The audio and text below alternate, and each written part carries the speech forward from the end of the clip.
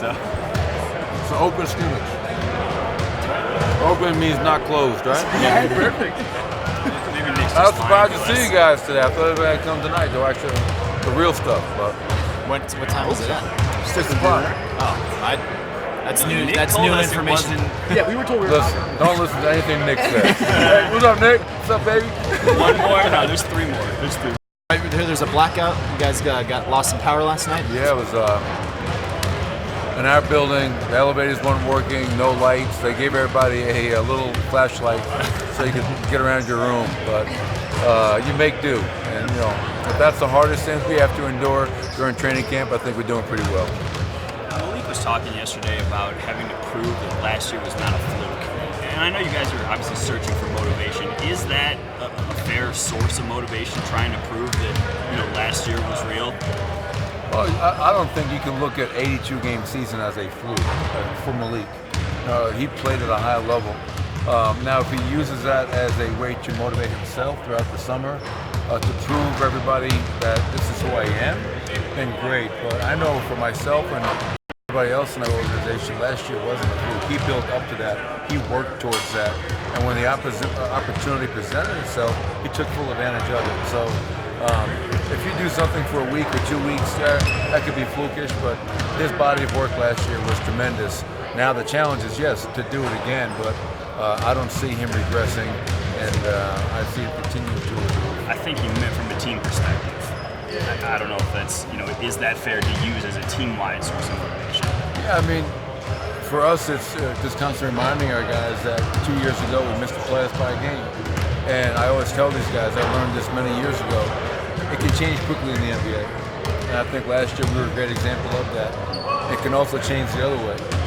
If we think that we've arrived, if we think that we can just show up because we made the Western Conference semifinals last year, then yes, last season will be a fluke, and we'll be on the outside looking in. We have to work and earn for everything in this league, and that's our mindset. Last year was great, but we even want to do better things this year, and that's going to require a greater commitment and even more work. I know there's a lot of talk about some of the, obviously Michael and Jeremy being new guys, some guys coming off of injury. From what I understand, Paul Millsap came in this camp just looking kind of as fresh as he has since you guys have had him. It almost seems like Paul goes under the radar in terms of the contribution. But what are you seeing from him, and how eager are you to see what he's bringing? I agree with that. I think because he's a 14-year vet, people forget about the importance of his contributions on and off the court. He does it in a very understated manner, but when you look at the 3-day box score, you're saying, wow, Paul's having a hell of a camp. And then obviously taking guys like Michael and Jeremy under his wing, the impact he's had on Jamal and Malik in terms of not just basketball players, but being men, young guys into being real men. So Paul's been terrific for us. I think he knows his body. He knows how to get ready. He's been doing it so long. He knows how to prepare himself throughout the summer. So he's coming into camp in great shape. And this is just another example of that. So Paul's been terrific so far. And I know you guys always had a really good confidence that he would be back this year. When it finally gets all done, is there like a sense of relief, or what was just sort of the feeling then? Well, for me, as a coach, coming off the year we had, you want as many people back. I think the locker room, the culture, the camaraderie that we have is really special. Paul's a big part of that. I go back to the shoot around before we played San Antonio in Game 1, and I had asked Paul to speak to our team. And I told him that the night before, and his words were just so uplifting and empowering players. Here's a bunch of young guys getting ready to march into battle for the first time, have no idea what to expect, and here you have this this veteran who's been through the wars, and I think that was so invaluable. And that's just a small example of the influence and the impact that Paul has on that group. So I was very excited and thrilled that was able to get done, that we have him coming back, because I respect the importance that he has on our team. Over the last year, you and Tim Connolly have both referenced not skipping steps quite a bit. Is that a mantra that sort of emerged over the last year? Is that sort of a vision that you guys have had from the very start? Yeah, I would say from the start. I think we came in here and with full understanding that we have maybe the most patient ownership group in pro sports, that we didn't have to skip those steps and try to mortgage our future at any time. When you draft as well as we've drafted and acquire young talent like we have, you don't want to just, like other teams have done, we're going to trade these young players for a couple of vets who wind up leaving anyways. Now you're left with nothing. And so what is your identity? What is your culture? What are you trying to establish? So not skipping steps is something that I think we talked about from day one. We're going to build this, we're going to build it the right way. We're going to draft well, we're going to grow from within organically, and now you're starting to see the payoff. And it's so against the grain in today's modern society that everybody wants that instant gratification. They want the playoffs yesterday. Well, I think the way we've done it is tremendous, and I'm just happy that we have such a patient group that's been able to take a step back and think big picture instead of in the moment every single day. 4 days into training camp, Coach, are you where you thought you'd be as a team? Yeah, I think for us the great thing about it is the continuity that we have.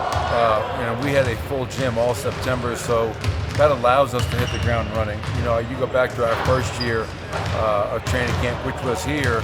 It was slow going because we were trying to implement and teach and introduce so many new things, terminology, philosophy. Now it's just we have a really good sense of that knowledge, and we're doing a lot of competitive things, playing a lot of live basketball, which is great. Today, because we're coming back tonight to play hopefully 3 to 4 12-minute quarters, we did a little less today.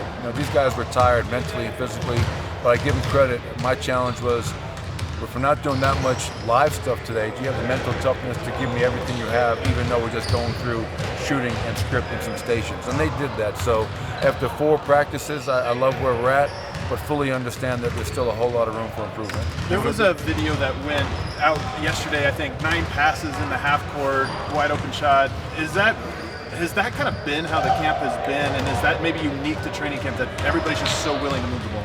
No, I think, if you're a young player coming into our team or a player like Jeremy, I think it's well documented this is how we play. I think if you're a fan of the NBA, you know that behind Golden State, we're second in assists per game. We're second in assist turnover ratio and assist percentage. And that's something we stress. That's part of our culture, being unselfish, being selfless, passing up good shots for great shots. And yes, in training camp you get great examples of that, the one you allude to, and that's not the only time it's happened. And I think the more that happens, the more players understand not only is this how we play, but we're not just playing with each other, we're playing for each other. And that to me is the beauty of this game and how the game should be played. On the guys that you've invited to training camp, who stood out to you so far? I guess you'll be speaking about Elijah Millsap, Jorge Gutierrez, Tyler Cook, those guys. I think, unfortunately for Elijah, today was his first practice. He was not able to get his letter of clearance until last night, so he hasn't really had the opportunity to stand out. Jorge Gutierrez, he's been in that gym all September into camp. What a tough kid, competitor, hell of a defender, doesn't back down from anybody, and he pushes all the guards that are in front of him. And Tyler Cook, he's an NBA player. Obviously, you only have a certain number of spots on the roster, but Tyler Cook's definitely an NBA player. Very big and strong, very vocal on the defensive end, set screens and rolls, and he's just, I'm glad he's on my team right now. Thanks, everybody. Appreciate it.